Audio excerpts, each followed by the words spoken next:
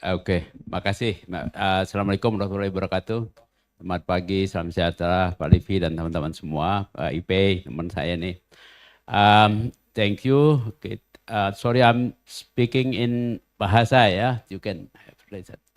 Ya, kita sudah meneropong di beberapa negara. Saya mengajak kita coba tengok yang dekat. Nggak usah pakai teropong kali, pakai mata biasa sudah bisa kelihatan. Ya. Bagaimana opsinya di kita? Detail segala macam tadi sudah dijelaskan. Saya hanya ingin memprovokasi kegiatan ini.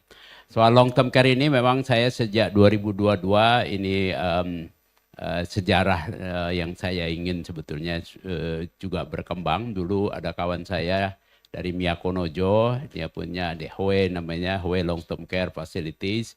Itu mengundang saya untuk belajar, lihat, nanti kamu akan perlu itu katanya. Itu 25 tahun yang lalu. Jadi terus dia mengundang saya untuk mengirim tenaga-tenaga untuk magang. Dan setelah itu saya kirim sejak 10 tahun lalu beberapa orang magang di situ untuk bisa mendalami kayak apa. Ya alhamdulillah makin berkembang. Dan pada waktu itu memang saya masih mengurusin JKN pada awal-awalnya. Alhamdulillah ini sekarang sudah mulai muncul, tapi masih bagaimana kira-kira ke depan. Ini yang akan saya sampaikan, tapi lewat saja. Saya kira tadi Pak Livi juga udah sampaikan soal lansia ini, kalau diprediksi 2050 cuma 25 tahun dari sekarang ini jumlahnya hampir 3 kali lipat. Nah persoalannya kalau udah kita berdoa sering ya kan, nah ini jangan-jangan karena Tuhan sayang sama kita doa panjang umur, kalau ada ulang tahun selamat panjang umur selalu ya kan, panjang umurnya bagus, tetapi kemudian ada konsekuensi. Kita ketika tua itu banyak sekali hal-hal yang perlu disiapkan. Ya, kalau waktu muda produktif, lansia kita umumnya lebih konsumtif.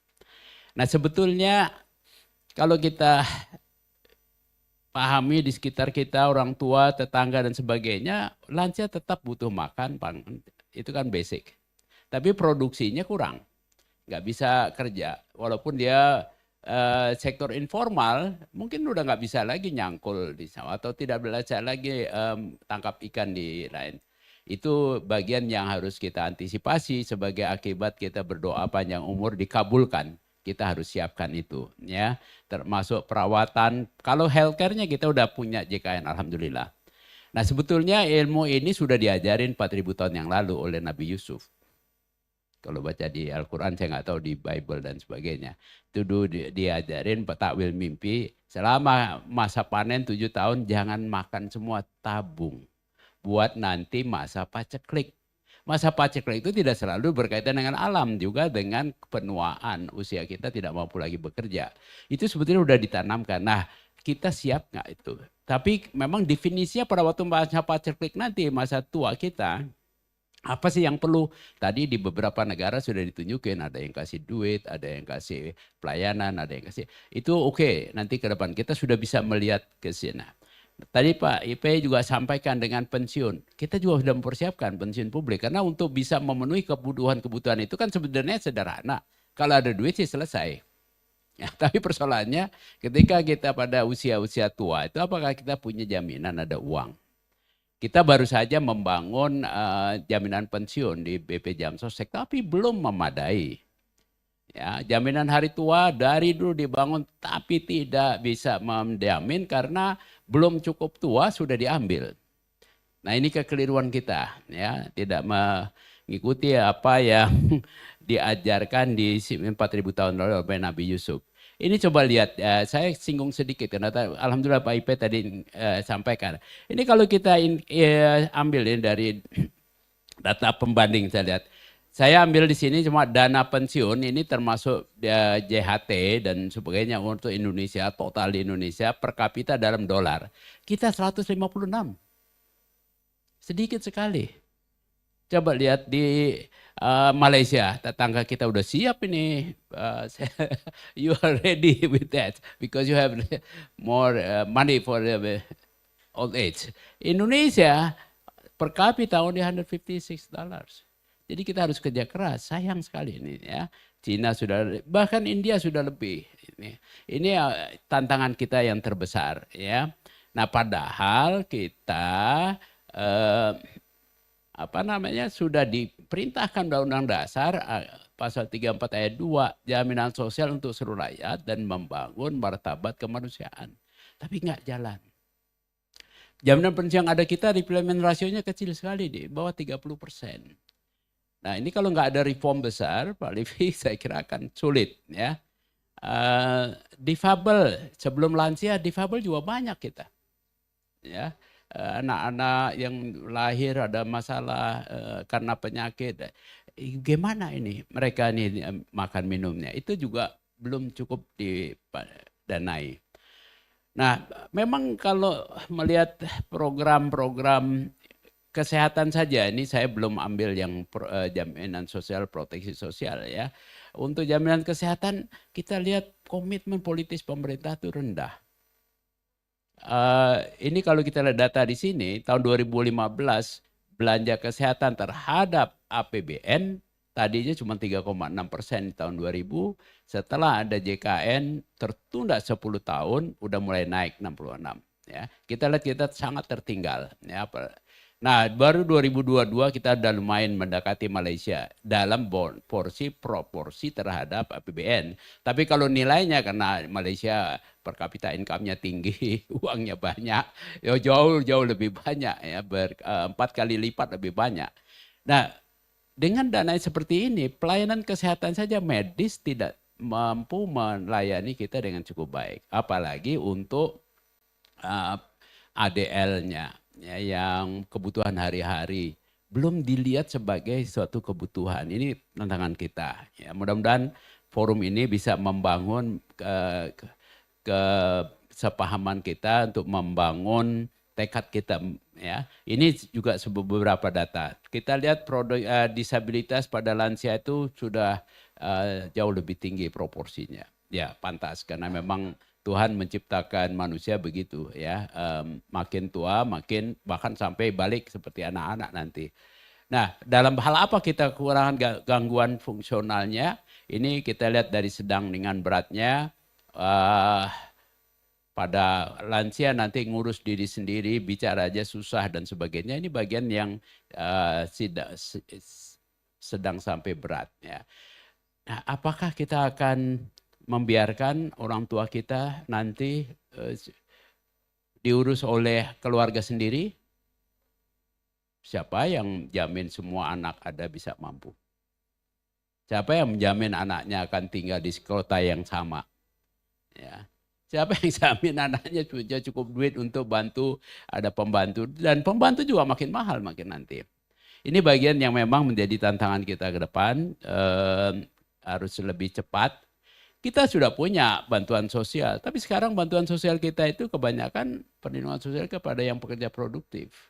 Ya, yang difabel lansia ini belum bagian. Saya misalnya sederhana aja bilang, kenapa sih nggak pemerintah jamin aja semua lansia masuk JKN, jangan pakai ada yang nunggak JKN-nya.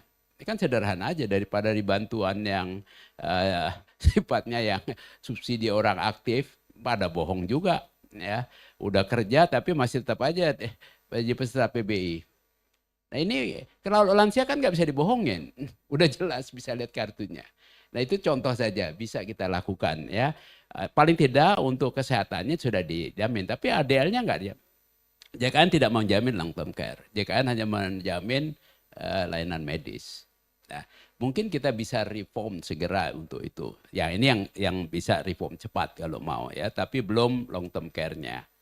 Kalau kita lihat lansia ini tujuannya apa sih long term care kita? Mendukung agar semua orang berfungsi secara fisiologis memenuhi kebutuhan hidup fungsional. Sederhana itu aja. Karena ketika lansia kita memang nggak ada kebutuhan bekerja, oke, tapi kebutuhan makan, hidup, bekerja di rumah, makan, minum, jalan, dan sebagainya itu bisa jadi membutuhkan bantuan. Bisa saja dikasih uang, tapi kalau uang sorry to say bisa hilang kemana-mana. Ya, maka yang paling bagus barangkali membayar seseorang untuk merawat. Nah, namanya caregiver, itu sudah banyak di Jepang dilakukan, ya. agar bisa kita jalani. Ini bagian yang kita rasa harus kita dorong bareng-bareng agar semua kita konsisten antara ucapan dan perbuatan. Sorry saya kadang-kadang suka sinistik begini, ninggung. Karena kita kalau Pancasila sebutin tiap upacara ya. Pancasila begitu ya kan.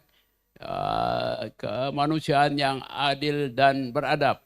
Tapi kalau lansia dia biarin, difabel dia biarin, susah, orang miskin. Ini nggak cocok ini. Kemanusiaan yang adil dan beradab, keadilan sosial bagi seluruh rakyat. Belum tampak di dalam perbuatan yang kita, dalam kebijakan-kebijakan kita belum. Ya. Nah, ini kebutuhannya. Tadi banyak udah dikasih. Ya udah, nanti tinggal dibaca saja. Banyaklah yang namanya long term care itu bukan medis. Minggu lalu ada diskusi di BPJS Kesehatan. Wah, kayaknya urusannya medis. Ini bukan urusan medis. Ada urusan yang non medisnya yang nggak cocok masuk di JKN. Ya, kalau yang medisnya pengobatan, home care tapi sifatnya medis, ya itu bisa di cover di JKN. Tapi kalau untuk bantu makan, pakai baju nggak bisa baju karena dia habis stroke misalnya, walaupun belum lansia, ya, atau yang lansia susah, ya, itu siapa yang bisa bantu? Kalau anaknya nggak ada, keluarganya nggak ada yang bisa bantu, bisa kita bayar caregiver. Ya, itu bagian dari benefit, manfaat. Kalau nanti tadi Pak Lipi sampaikan apakah opsi manfaatnya yang kita mau kasih, mulai dari mana dan sebagainya, mari kita lihat. Ada yang berpandangan, ya biarin aja nanti juga berkembang. Kalau kebutuhan biasanya pasar sangat responsif ya, karena pasar itu fenomena alamiah. Biasanya kalau ada demand, ya jalan. Kita sudah kelihatan, sudah ada beberapa yang menawarin lansia ada rumah untuk singgah, rumah lansia dan sebagainya. Tapi berapa banyak yang mampu? Karena bayarannya mahal, ya. Ada yang tinggal di situ, ada yang cuman daycare, bisa. Tapi kalau swasta modelnya, ya dia juga perlu duit untuk melayanin. Gak mungkin dia semuanya caritas. Bisa, tetapi hanya mengcover sebagian kecil. Ya. Nah, tapi memang diperlukan yang model ini untuk menjadi contoh, untuk mengembangkan awareness itu diperlukan. Ya, tapi tidak bisa mengandalkan mekanisme pasar untuk menjamin semua orang yang difabel, yang udah lanjut usia untuk mendapatkan kebutuhan ada. Nggak bisa. Kalau pasar gagal, maka harus ada intervensi non pasar. Ya disitulah government harus masuk, harus turun. Ya, nggak bisa juga banyak yang bilang, udah kita kan punya ada zakat, ada basis. Waduh ini kadang-kadang saya sewot juga nih kadang-kadang. Itu teorinya. Betul kita ada kewajiban macam. Tapi coba cek berapa dana basis yang terkumpul Basasnas. Baca, lihat laporan. Targetnya 41 triliun tahun lalu cuma dapat 13. 13 triliun mau buat apa? Buat kesehatan. Oh, kita udah cukup. Apalagi buat kebutuhan lain. Sama sekali tidak memadai. Ya, terlalu kecil jumlah itu. Belum lagi yang bayar zakat juga cuma sedikit sekali. Nggak bisa. Ini harus ada mekanisme mandatori kalau pasar tidak bisa. Itulah yang kita mungkin akan bahas dengan jaminan sosial. Apakah dengan model Taiwan tadi tax funded? Nggak bisa juga. Sayangnya. Ini saya kasih contoh yang merah ini adalah rasio pajak kita. Dalam 15 tahun terakhir, cuma 10% saja bergeser dari PDB. Coba lihat deh, di situ ada beberapa negara pembanding yang lain ya. Thailand, ada Filipina, Malaysia saya nggak kasih kebanyakan sedikit ya. Korea dia pada di atas, udah pada 20%-an masih juga membangun tempat lain. Jadi nggak bisa diandalkan. Ya saya kadang-kadang juga bilang ini berarti Ditjen Pajak kita masih gagal. Karena tidak mampu mengoleksi pajak yang lebih bagus. Ya. Jadi bagaimana kalau tidak bisa dengan cara itu? ya dengan pajak nggak mungkin pemerintah ambil alih, ya ada opsi lain yaitu asuransi sosial yang disebut ya kita bilang jaminan sosial, kontributori apapun namanya, tapi itu mandatori harus wajib iur dan iurannya persen pendapatan, persen upah. Bisa nggak dengan informal? Bisa, kita bisa identifikasi. Sekarang kita punya satu data ya sosial ekonomi nasional. Harusnya data itu bisa diupdate terus sehingga kita bisa tahu berapa pendapatan masih individual, assessment dilakukan, BPJS bisa lakukan itu. Tahun lalu saya sarankan BPJS Kesehatan daripada nunggu iuran yang fixed amount nominal itu inequitas, nggak mungkin bisa berkeadilan. Kenapa nggak kalian cari identifikasi tiap orang? Sebetulnya bekerjanya apa sih? Berapa sih pendapatannya? Kita bisa polakan kok itu. Walaupun informal ada pendapatan tahunan, kemudian kita bisa hitung. Nah, tapi memang ada pekerjaan tambahan. Ya tentu aja setiap ada hasil yang bagus, perlu ada upaya yang lebih banyak. Jangan mau santai-santai aja, tapi mau masuk surga, ya nggak bisa lah. Mau masuk surga harus ada upaya ibadah yang banyak, nah bekerja yang lebih banyak. Saya pikir itu bisa dilakukan ya, wajib iur. Bisa terintegrasi dengan SJSN karena ada yang sedang berupaya merevisi undang-undang SJSN. Memang ini udah 22 tahun, sudah perlu juga direvisi untuk mendapatkan hasilnya. Tapi lempar-lemparan, siapa yang mengambil inisiatif? Ya ya udahlah, kalau saya sebagai pribadi tentu nggak bisa, ini mesti lembaga negara, mudah-mudahan Bappenas bisa atau Kemenaker atau Kementerian Keuangan atau kalau Kemkes nggak cocok kalau buat long term care karena ini bukan urusannya kesehatan ya. Nah ini bisa dilakukan atau dibuat asuransi sosial tersendiri, long term care insurance, asuransi difabel dan lansia misalnya, bisa saja itu dibangun. Nah, itu bagian yang mungkin bisa dilakukan. Kalau itu yang mau dilakukan, langkah-langkah yang pertama adalah naskah akademik nih. Draft RUU-nya. Itu pun perlu 1-2 tahun. Dulu saya nulis naskah akademik dan RUU Undang-Undang SJSN 4 tahun. Karena itu lebih kontroversial, ini juga akan kontroversial kalau diwajibin. Ya, tolak, nolak, buruh, karyawan protes, perusahaan mengajukan protes, segala macam. Pemerintah daerah kepengen kami yang urus, ya itu akan panjang sekali perdebatannya. Kalau kita bisa dapat tulis 1-2 tahun aja udah hebat sekali. Bangun kesadaran publiknya perlu 3 tahunan, ya. Lalu persiapan perundang-undangannya, lalu masa iurnya nggak mungkin hari ini iur dapat. Ya, kalau kesehatan diperlukan, tapi ini mungkin ya di negara-negara seperti di Jepang pun ada masa tunggu, setelah itu baru dapat. Jadi kalau itu pun kita jalanin, mungkin baru 2040 baru kita bisa mulai. So better start now daripada ini opsi-opsi ini kita bahas nanti, tadi udah disampaikan, tapi mulailah sekarang satu langkah awal insya Allah lebih bagus. Daripada kita debat-debat mulu nggak berselesai-selesai. Ya, saya kira itu. Terima kasih banyak, Madi. Lebih kurangnya mohon maaf. Mudah-mudahan ini bisa menjadi pemicu kita untuk berdiskusi, tapi jangan hanya debat. To start with something. Terima kasih. Ya. Iya, pertanyaannya orangnya satu, tapi pertanyaan banyak benar. Ya, tapi nggak apa-apa. Baik, Mas. Terima kasih. Ini memang bagian yang perlu mendapat kesepakatan ya. Saya mulai dari belakang dulu tuh tadi pertanyaannya, suplemen atau komplemen. Saya kira dalam masa transisi tadi udah disebut misalnya JKK yang memang sepanjang yang saya amati rasio klaimnya masih rendah, ya kan? Why not tambahin di situ sebagai bagian dari benefit dari mereka yang mendapat kecelakaan kerja, jadi difabel dan sebagainya, itu memang perlu dilakukan. Termasuk juga ada santunan berkalanya. Memang karena, tapi ya tentang kriterianya kapan sampai level apa, itu bisa kita buat ya. Tapi menurut saya itulah pendekatan yang rasional, yang bisa kita lakukan segera dalam manfaat yang dibutuhkan oleh pekerja yang difabel yang sudah jadi peserta, itu bisa dilakukan lebih cepat. Saya kira DJSN sama BP Jam Sostek sama Kemenaker itu bisa lakukan dalam kurang dari 1 tahun, menurut saya sudah bisa dilakukan itu ya. Ada manfaat besar.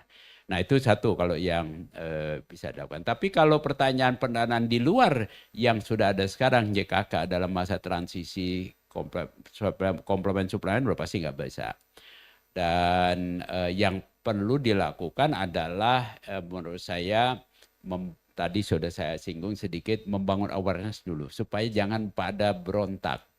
Kebanyakan kita nih karena pengennya tuh instan, pengennya tuh dikasih aja, dan partai politik juga senang begitu, yang populis-populis supaya cepat milih. Nah ini tidak mendidik sebetulnya. Ya, kita harus bangun awareness kepada masyarakat. Kita punya hak, tapi kita punya tanggung jawab. Tiada ada hak tanpa tanggung jawab. Nah itu yang mesti betul-betul dibangun. Sehingga pemerintah, penentu kebijakan jangan gampang goyah, harus berani tegas. Jangan orientasinya yang penting populis. Ya, contoh yang sampai saat ini menurut saya kita gagal, JHT itu bisa diambil sebenarnya. Iya. Udah jelas fungsinya jaminan hari tua kok. Sebentar-bentar udah diambil, karena PHK kecil ya diambil. Mesti kasih pinjam boleh, belajarlah dari Singapura, dari tempat lain gitu. Ini harus berani tegas itu. Nah memang tegas itu kadang-kadang bikin rusuh pada masyarakat yang pendidikannya rendah. Karena generasi kita bukan generasi ngotak. Otaknya nggak berkembang kebanyakan. Tapi ototnya berkembang, maka jadi generasi ngotot. Nah ini yang bikin repot. Karena generasi ngotot, pemerintah juga nggak mau susah-susah, ya diikutin aja. Akhirnya begini nih. Nah, kalau kita lihat di Cina, di Taiwan, di Korea itu kan tegas dan disiplin. Vietnam sudah bisa nyalip kita nih. Nah, itu yang saya pikir perlu dilakukan. Kita tidak bisa mengandalkan Pak Irmansyah dari CSR dan sebagainya. Buat sementara boleh, tapi bukan sesuatu yang sustainable. Tidak pernah ada sukses story yang berbasis itu. Ya, tadi juga saya singgung misalnya zakat aja juga nggak bisa. Walaupun zakat itu wajib udah ada, ininya lah susah. Jadi tetap harus ada power pemerintah untuk membangun. Bagaimana peran daerah? Yang dilakukan DKI itu salah satu contoh, bisa ditiru oleh daerah lain yang mampu. Ini satu contoh saja bahwa sistem ini tidak bisa dibangun dengan parsial. Kalau kita dasarkan kembali undang-undang dasar kita yang sudah jelas 25 tahun lalu mengharuskan jaminan sosial bagi seluruh rakyat. Ini adalah bagian jaminan sosial. Kenapa? Market mechanism gagal. Termasuk CSR itu mekanisme pasar, mekanisme sukarela, nggak akan pernah berhasil. Ya. Nah, daerah ngotot nggak bisa juga. Itu waktu betul 1 tahun di judicial review, itu juga blessing in disguise buat saya. Jadi kan di judicial review karena waktu itu teman-temannya Pak Gufron dan Pak Gufron kan kepengennya diserahkan ke daerah tuh JKN. Karena tadinya dia mengelola JPKM namanya. Ya tapi alhamdulillah sekarang dia jadi dirut, jadi mulai paham bahwa memang perlu secara nasional. Kalau enggak dia malah lebih susah. Kenapa? Orang itu pindah-pindahan. Dia harus mengiur sepanjang waktu beberapa lama sampai mungkin difabel sampai lansia. Nah sepanjang itu dia bisa pindah satu daerah ke daerah lain. Nah kalau pikirannya pendek, wah saya akhirnya menjadi korban. Nah, jadi kita mesti edukasi publik supaya lihat ini long term care, juga mesti long term vision, jangan short term vision, jangan short sighted. Kita bisa pindah kemana-mana. Itu yang terbaik. Saya kira prinsip-prinsipnya itu ya. Silakan nanti detailnya dan sebagainya ya bisa diatur. Saya kira itu dari saya. Makasih Mbak.